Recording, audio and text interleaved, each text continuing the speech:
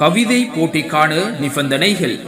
இப்போட்டியை பொறுத்தவரை முதலாம் பிரிவு, இரண்டாம் பிரிவு ஆகிய இரு பிரிவுகளுக்கும் ஒரே மாதிரியான நிபந்தனைகள் வருவதுடன் நேரத்தில் மாத்திரம் மாற்றம் ஏற்படும்.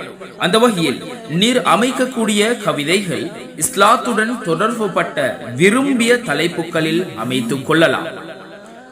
சுயமாக எழுதப்பட்ட கவிதைகள் கவனத்திற்கொள்ளப்படும்.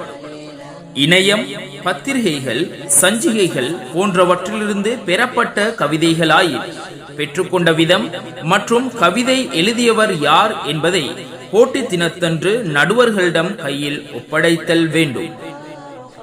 மேலும் உங்களுக்கு வழங்கப்படும் நேரம்: முதலாம் பிரிவு, அதாவது தரம் 6-7 கல்வி கற்கக்கூடிய மாணவிகளுக்கு 5 to 8 நிமிடங்களும், இரண்டாம் பிரிவு தரம் 8-9 கல்வி கற்கக்கூடிய மாணவிகளுக்கு 8 to 10 நிமிடம் வரை நேரம் வழங்கப்படும்.